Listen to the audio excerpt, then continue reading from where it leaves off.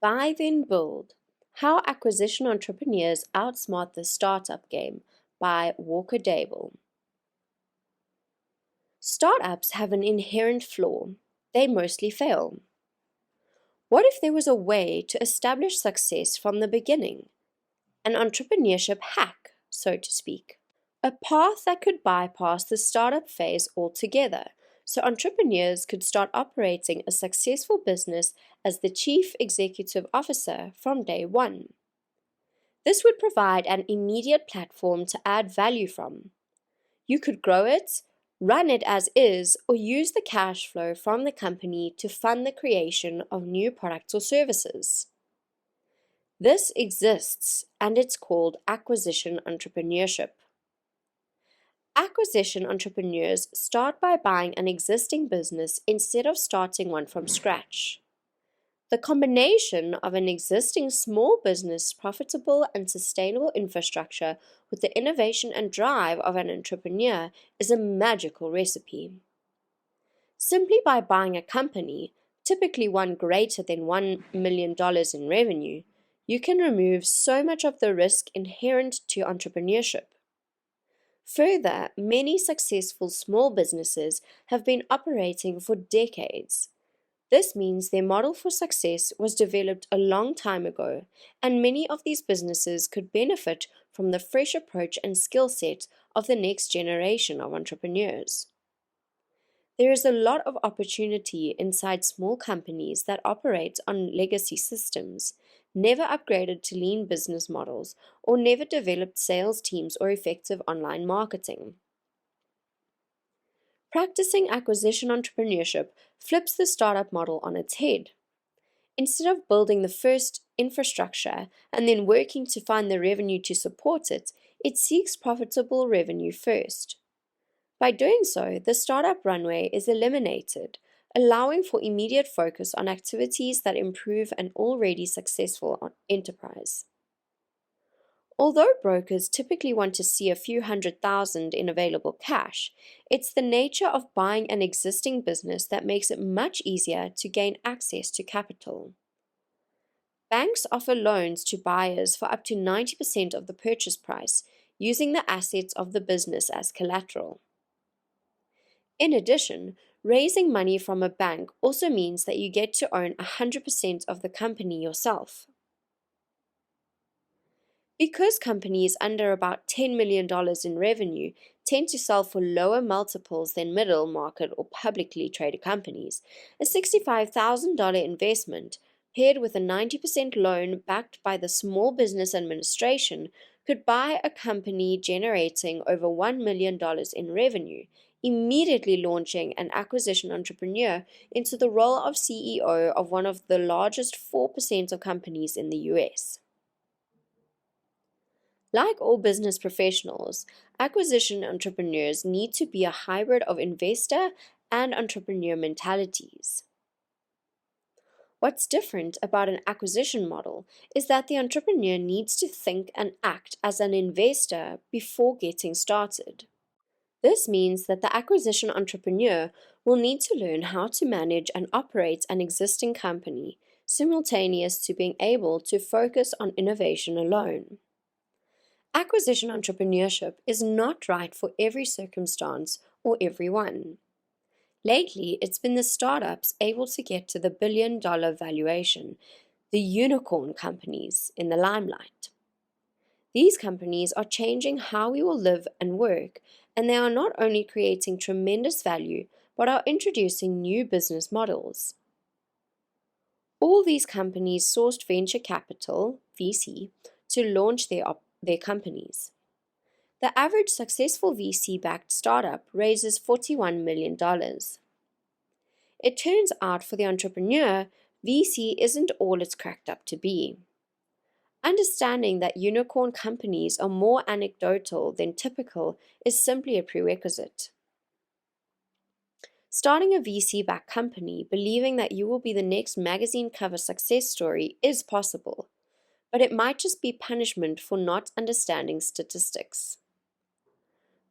Birch continued to refine his findings, eventually settling on the term gazelles to define the 2 to 3% of companies that create 70% of new jobs every year. Birch observed that gazelles are found in all industries. Birch supports these observations, highlighting that above a third of gazelles are found in wholesale and retail, and a third in the services industry. This is indicative that tech-related companies might have an edge in the not failing category, but find their place in the masses quickly thereafter. After all, Birch's findings report that a mere 2 to 3% of all companies ever reach gazelle status, and none of them stay there forever. During a 2009 interview with Forbes, Birch revealed that gazelles tend to be 25 years old. These are the economy's most productive enterprises, and they're clearly not new companies coming out of accelerator programs. Instead, these are established long-term companies. An existing company with legacy systems and an outdated path to success has just as much need for innovation as a startup does.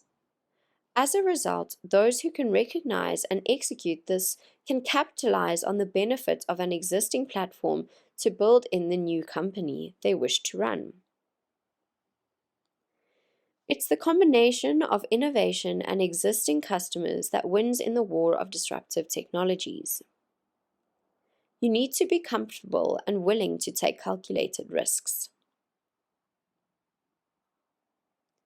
Owning your own business is not only an opportunity to provide value through products and services, but it's arguably the best way for most people to build real wealth. While considering acquisitions as an investment, keep 3 fundamentals in mind: return on investment, margin of safety, and upside potential. When evaluating a potential acquisition, the cash flow the company generates is what sets the sale price of the company. It's the driver behind the valuation and ultimately what you're paying for. Anything outside of the company's ability to generate cash is commonly not worth paying for at all. At its core, what you are buying is an asset that provides cash flow. The larger a company, the safer an investment is considered. Risk is relative. The risk-return spectrum dictates that the more risk an investor takes, the greater the return needs to be. Unfortunately, the high-risk, high-return model frequently pays out in the high-risk part, winning out and producing lower returns. Warren Buffett, widely considered one of the most successful investors in the world, practices what's called value investing.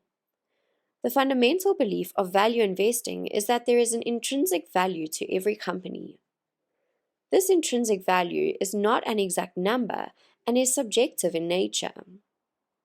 In loose terms, it can be derived by calculating a liquidation value, then observing the additional value a company produces over and above that: competitive advantage, brand awareness, and present value of future cash flows, for example.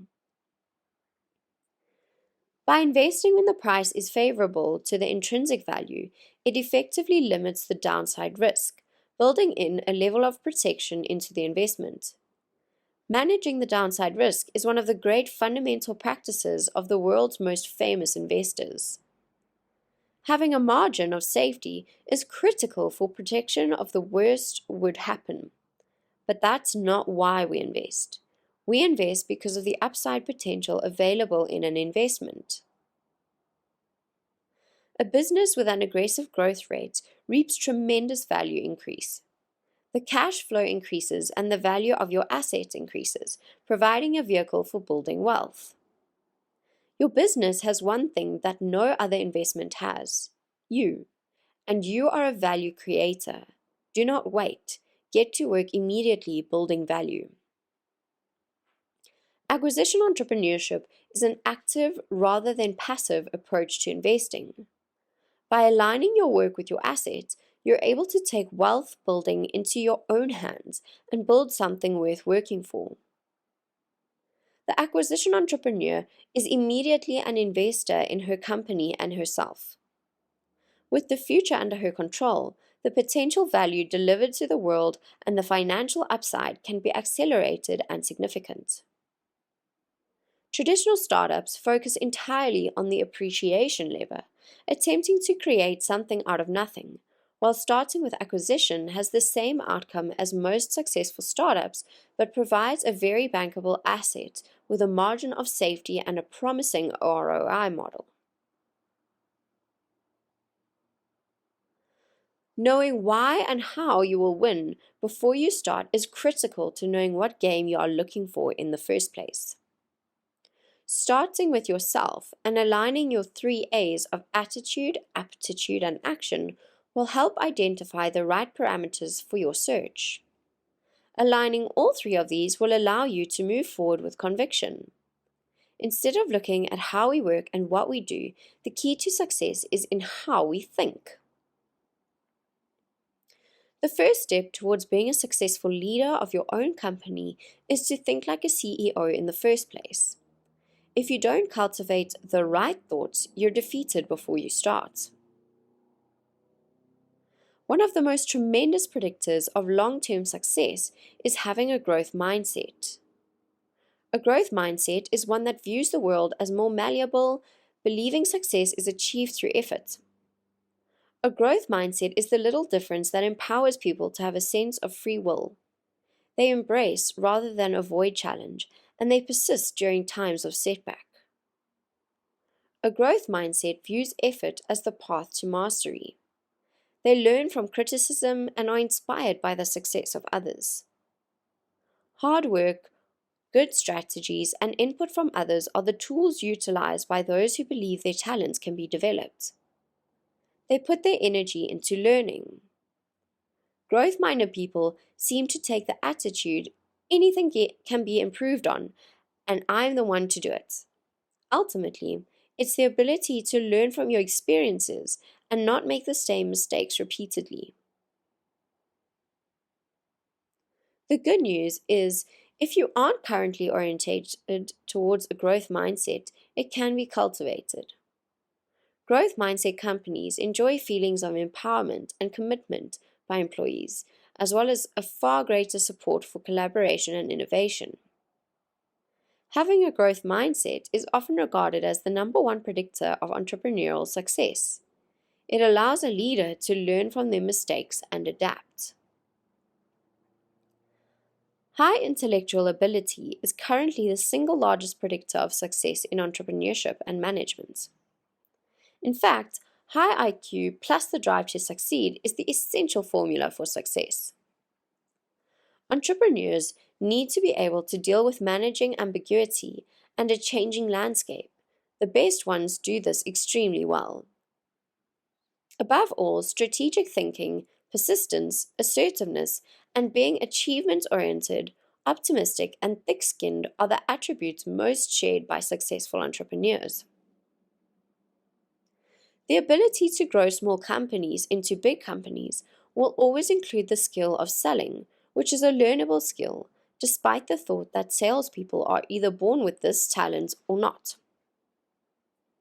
Essentially, getting a resourceful and driven individual committed to a good opportunity will win every time. PERMA, Positive Emotion Engagement Relationships Meaning Achievement. PERMA is a 5-pillar list of ingredients, but the recipe for living the best life possible is different for every individual. As a CEO, be calculated, be resourceful, and be persistent. These are the winning competencies of entrepreneurs all over the world. SWOT. Applying this common business strategy to yourself will fine-tune your self-understanding. Clearly identifying what motivates you, your natural strengths and weaknesses, as well as what you want to actually be doing on a daily basis, are all critically more important than what the business does or the opportunity it has.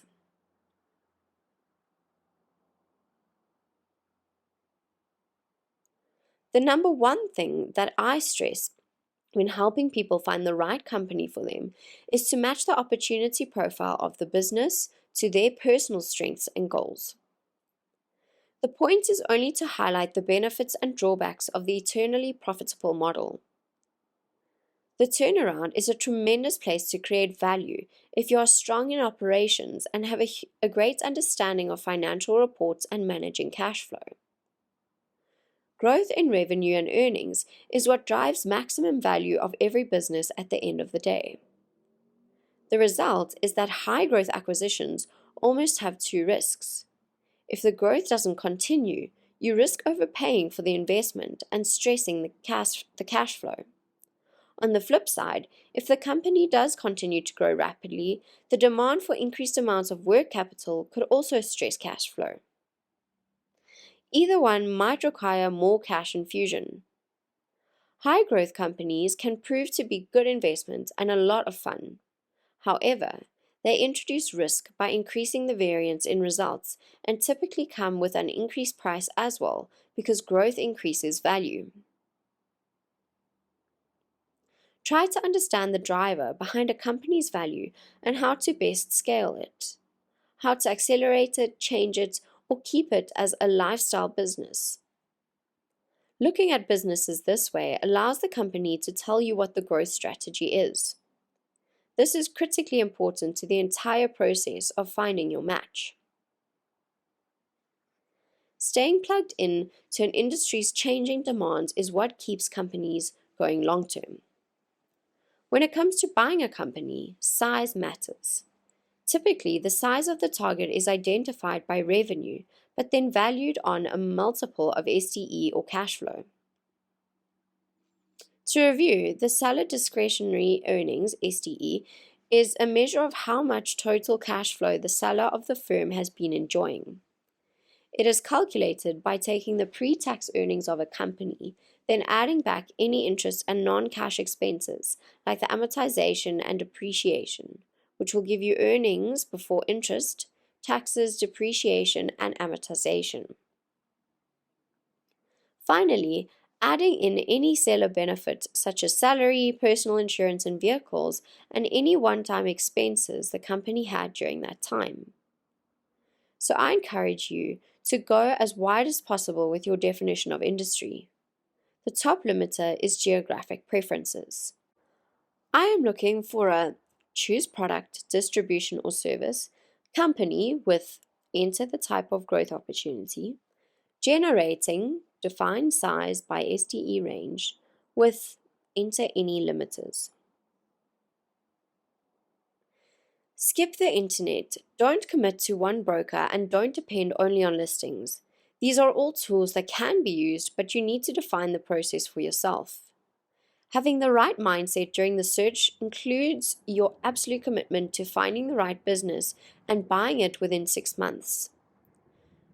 The point is that although there are good listings on these online marketplaces, it's hard to find them mixed in with all the other stuff.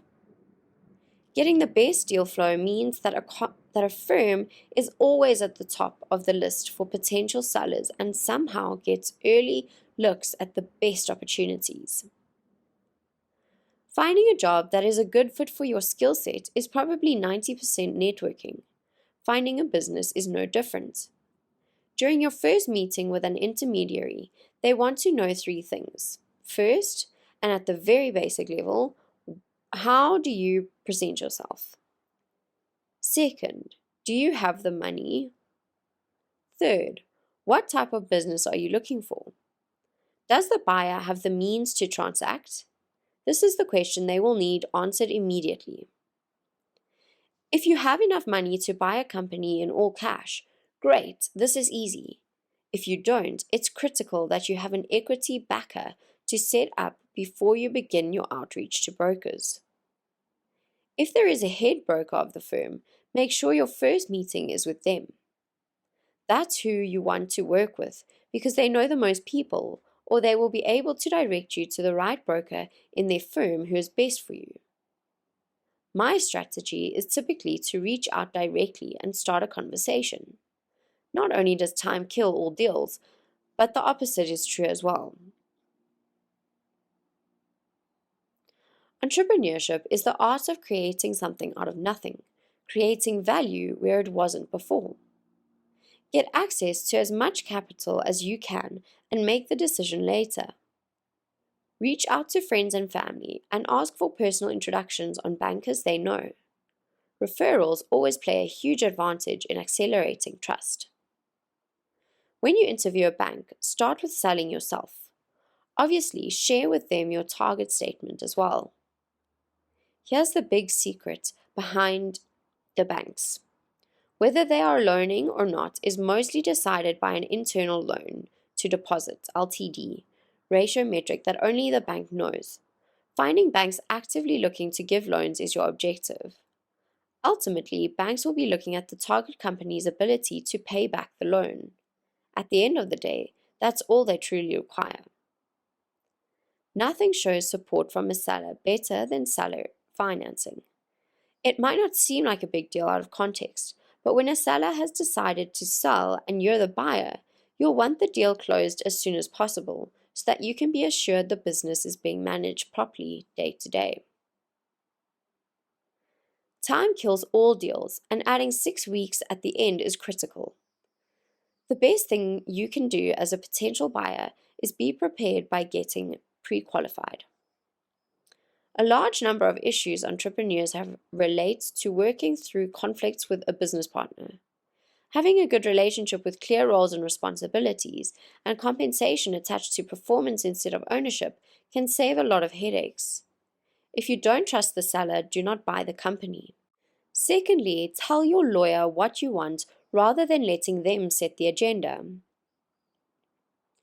Rule number 1 for establishing a purchase price is making sure the business can afford to pay for the business. When business schools survey their alumni and the greater business community, the top-ranked skill set that upper managers claim they wish to improve is accounting and finance. As you begin to review financial performance and statements, there are 5 areas of specific importance you'll be wanting to look into: revenue, profit, operational efficiency, cash flow, and the total owner benefit, the STE. Assets equal liabilities plus owner's equity. Goodwill is an intangible asset that represents the value over and above the value of the hard assets. Goodwill can also be referred to as a customer list or any other intangible asset name that was acquired at a premium over asset value. Liabilities headline the right side of the balance sheet and outline what the company owes. Owner's equity is calculated simply by taking the value of the total assets and subtracting the total liabilities. Because the balance sheet is a snapshot of a company's financial position at a moment in time, it's not the best tool for extracting trends playing out. One important metric you can pull from the comparative balance sheet is the cash conversion cycle, which is insightful when determining how long the time is from when inventory is purchased and when the cash is collected from the sale. Commonly referred to as the profit and loss statement, P&L, the income statement provides all revenue and expenses of a company during that period and reports whether the company is profitable or not. Expenses are typically broken down into 5 categories: selling, general and administrative, SGA, depreciation and amortization, other expenses, interest expense, and taxes. Net income is the profit that can be used for reinvestment in the company or additional cash to the ownership. Does net income really represent the cash generated by the business? It really doesn't, and here's why. Depreciation and amortization are what's called non-cash expenses. The IRS allows this depreciation to be subtracted as an expense from the net income so that you do not need to pay taxes on those dollars that were invested in the equipment in the first place. Amortization works the same as depreciation, but is applied to intangible assets like goodwill. So, you can actually take depreciation and amortization and add it back to net earnings to discover the cash generated in addition to what's reported on net income. The third major financial statement is the statement of cash flow. This statement reports the cash at the beginning of a period, the cash at the end of a period, and the cash in and cash out that impacted the difference. When analyzing revenue, the best exercise you can do is a year-over-year comparison. This will show you the revenue trend for the company. A great exercise to help understand how cash moves through a company is to take the last 12 months, then project them forward, applying your debt service compensation and any planned reinvestment to the model. There are three main asset-based valuations: book value, BV, fair market value, FMV, and liquidation value, LV. Book value. It's the net worth of the company as reported by its financial statements under the owner's equity. It applies the value of the assets currently on their books, then subtracts the liabilities. Fair market value addresses the issues that the value of the assets on the books is probably an error. Liquidation value estimates what all the assets in a company would sell for in a fire sale, then subtracts any outstanding liabilities. Essentially, if the company were to liquidate today in order to turn everything into cash, how much cash could it generate? Understanding the seller's perspective and goals is the best way to build reports and navigate the process ahead together toward the best outcome for all parties involved. The odds of you meeting with more than one seller, or that a certain deal goes to another buyer or doesn't check out in due diligence, is all part of the process. You need as much confidential information as possible to properly assess a business opportunity. Getting the seller in a comfortable position to start sharing information and working toward your goal by helping you get what you need in a timely manner later is part of what you are hoping to accomplish. You can be nice but firm. Favoring a problem-solving partnership around a shared goal does not equate to automatic compromise or being taken advantage of. But remember, above all else, you don't have to acquire the business. If you feel like you're being lied to or taken advantage of by the seller or the broker, I encourage you to run, not walk away. Here's the other component of your negotiating strategy. Negotiate everything you can, other than price, before you make a formal offer. Taking this approach allows you the discipline to identify what's important to the seller other than price. While interviewing the seller, your objective is to determine the strengths and weaknesses of the business, the seller, and the industry. So take it all at face value, leverage them for their knowledge and insight, get a feel for who they are as a person, and all the while simply try to identify whether the risks and opportunities are there. One way that has helped me to do this is by asking the same question a few different ways at various points in the meeting, and repeatedly in future meetings with the seller. In doing so, I am usually able to pick up new information and round out a more complete three-dimensional answer. In the same regard, people typically have a planned response for questions they want to avoid, so if you get the same canned answer every time, you can figure out where you're getting a smokescreen. I find by progressing with a few different lines of questions simultaneously, you can get the most honest answers because it throws off the logic behind what's going to come next. Determine how transferable the business is. Whatever the seller's skill set may be, it is an area of the business that will need direct and swift attention by you. I always initiate a seller interview with, "Tell me about your business." This question invariably leads to the entire history of the company. Follow up with, "What makes this company different?" or "Why do people buy from you?" If there is a particularly large customer, ask why they specifically buy from the company. The best answer is related to the value proposition of the company. The second best is they have a long-term relationship with someone who will remain after the seller leaves.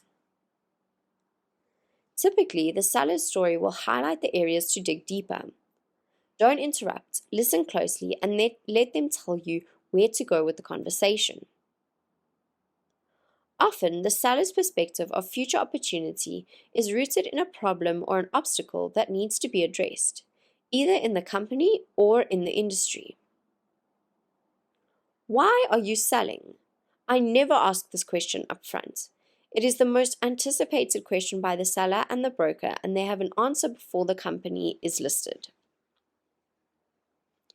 If you ask it after you have built rapport, presented yourself well, listened to their story, and understood the business better, you may be able to put pieces together. Find out what they plan to do after the sale and what their future looks like. Getting a tour of the business can tell you multitudes about the culture and flavor. Culture is probably the single most overlooked aspect of a potential target company by buyers, yet it's critical for the puzzle and essential to understanding your plan for how to manage the company from day one. The seller will be critical during the acquisition process and the first month after closing, but usually not much after. They will attempt to weigh all the variables after they have gotten this far in the process. This is a recipe to never accomplish their acquisition entrepreneurship goals. They simply don't know what they are looking for, even if they are physically standing inside the business. You are not the ordinary potential buyer. You are the acquisition entrepreneur who completed the extra work to get ready. I believe in taking calculated risks, but it's essential to start outlining the benefit to risk ratio and where you believe you can take this company.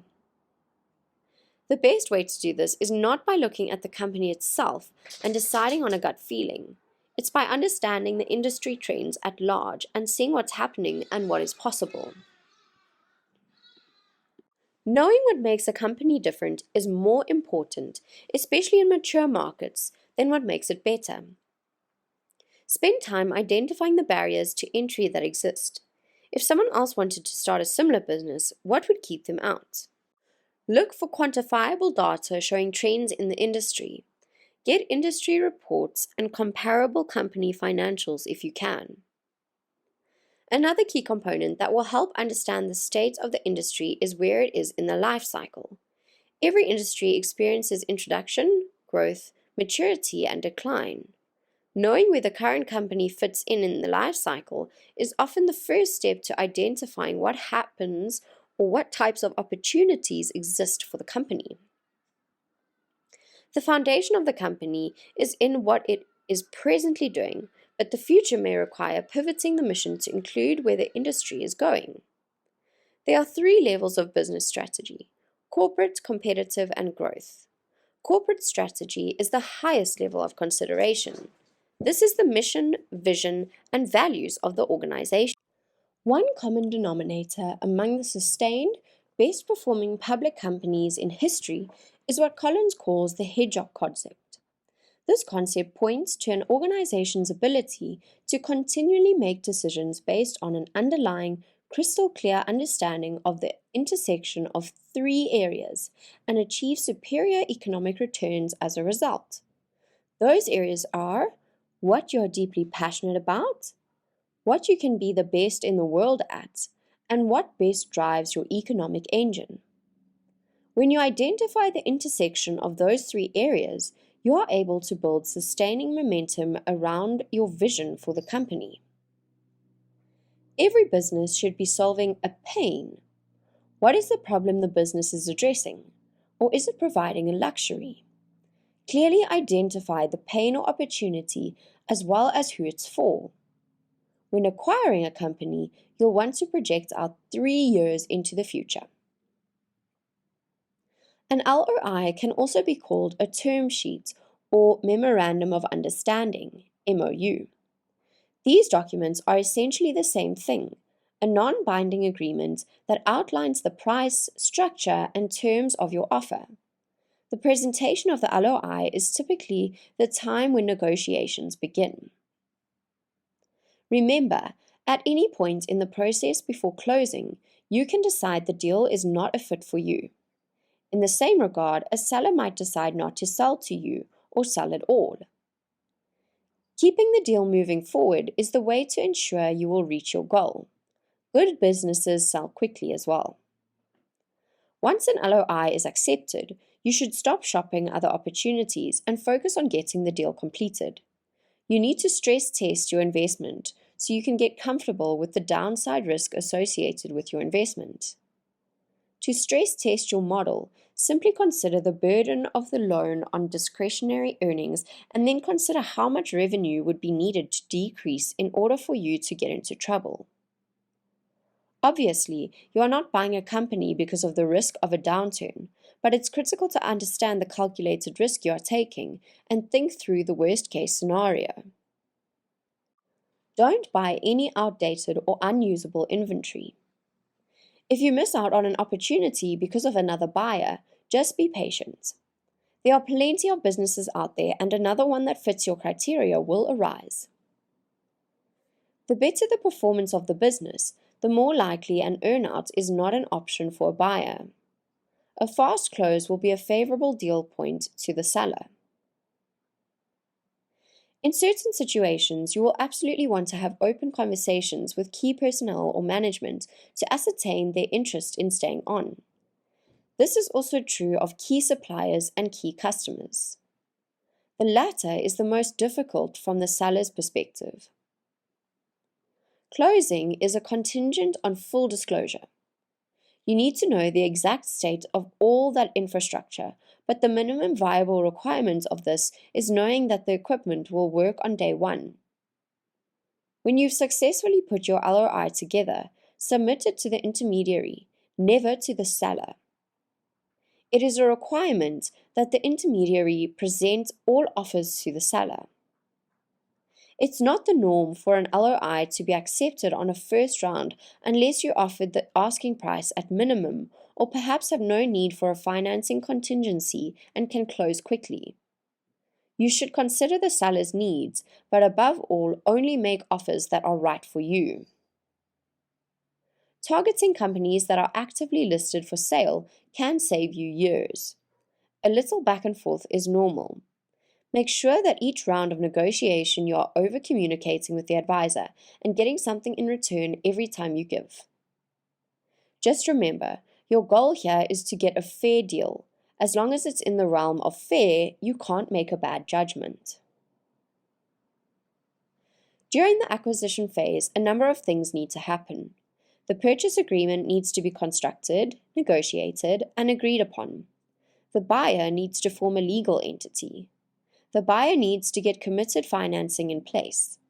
The seller will remove any and all contingencies in the agreement. The purchase price needs to be allocated.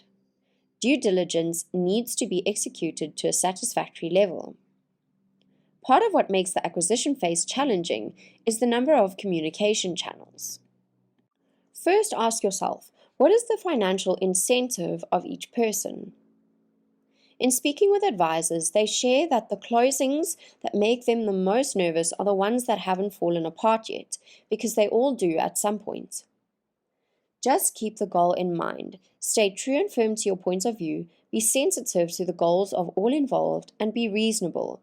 Getting ongoing progress with fair terms is your goal. Over-communicate every step of the way. Don't get overwhelmed with the lawyers making unrealistic demands. This is the root of the emotional reactions that occur in the acquisition phase. I encourage you to keep your cool and keep the end goal in mind. Due diligence typically falls in three categories: legal, financial, and operational. In a small, easily verifiable business, due diligence can be completed over the course of a couple of hardworking weeks. Larger companies may require a full 4+ weeks. Either way, it's time to get under the hood and truly understand the business. It's critical to get organized during this period because everything you review will result in more questions. Keep a to-do list or a project plan and make sure all your concerns can be addressed. Due diligence is the time when you let your mind get negative, decide where the snakes are hiding, and do your best to determine where you'll get screwed.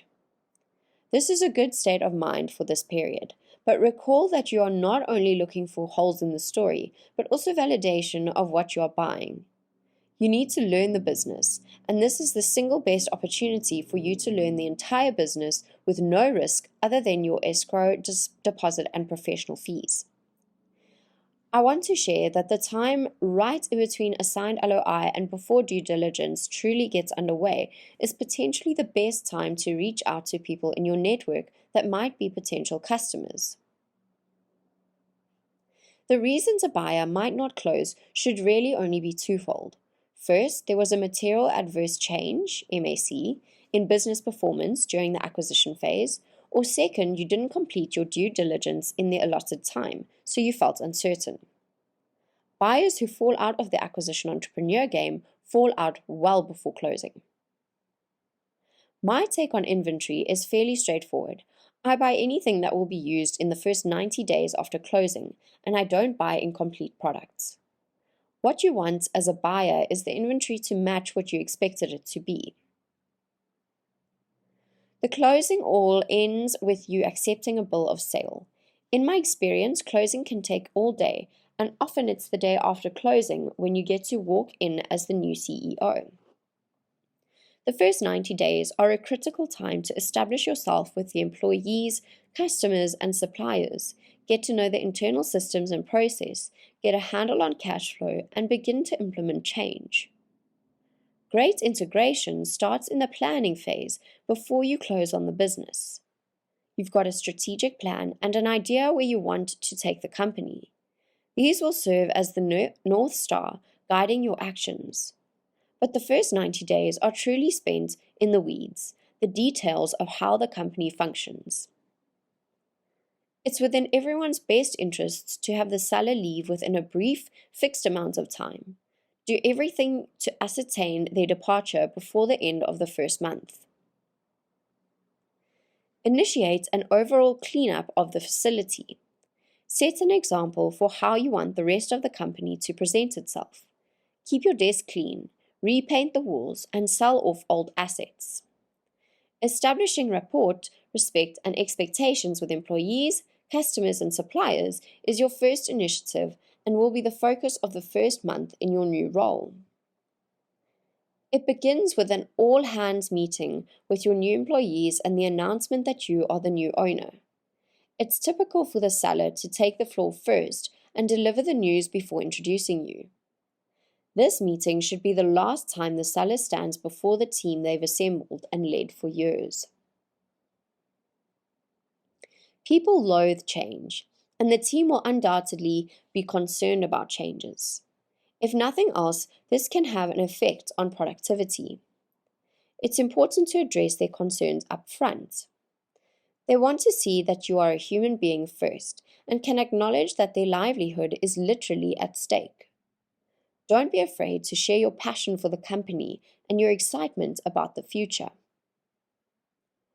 For the first 30 days, you will focus mostly on the people who make up the greater organization. The most important thing is that every employee feels heard and knows you are accessible to them. Although issuing a press release upon the acquisition is a great way to get top-of-mind marketing out there, you'll want to meet the top customers and suppliers before an announcement goes out. When meeting with suppliers, you typically want to make very clear what you need from them and how you will be evaluating their performance. It's amazing to me how many existing suppliers will try to sell you new things immediately. It's fine to understand what they offer, but never sign any new long-term contracts. They have a way of popping out of the woodwork and appearing urgent. If it wasn't on your list on the day before closing, it's not urgent. The second month should be focused on a deeper learning of all the systems and processes. You should begin getting their job processes documented. This will initiate your path of improvement by being able to have documented processes rather than depending on specific people. Consider the bus test. If this person got hit by a bus and died, could the company function? If the answer is no, that's where you'll want to focus first. Your implementation plan should outline defined goals and objectives, metrics for success, scheduled milestones, allocation of resources, team responsibilities. It's commonly recommended that you don't change a single thing until you have a chance to live in the business for a while and understand all the moving parts. It's not until 60 to 90 days after you've taken ownership that most would begin to make any changes, either incremental or significant. Create your vision and communicate it to your employees. This is when you begin to implement your plan. Growing through acquisition can be faster and more affordable than expanding organic sales efforts or building out new, unproven product lines. Literally any kind of business you want to be in is out there and established. You just need to find the right one for you. When you adopt the acquisition entrepreneurship philosophy and buy, then build, rather than start from scratch, you're able to begin with a profitable infrastructure and grow from there. It's the entrepreneurship hack that I learned on my journey. There is no reason why you can't do it too. Finally, by taking the risk yourself, by putting your own invested dollars and borrowed capital into a company, you own the whole company. This aligns the financial rewards and upside potential with your own efforts, rather than letting outside investors gain the financial benefits of your labor. Entrepreneurship isn't just popular anymore, it's necessary. Acquisition entrepreneurship provides a career accelerator for people going out on their own.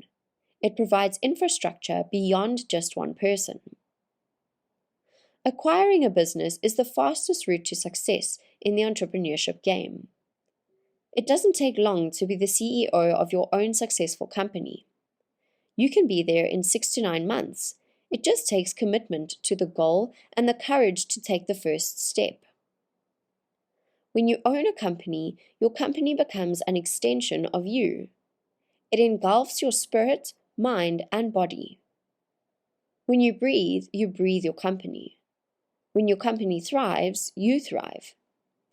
A spiritual integration occurs that leads to the most engaged life I have ever witnessed.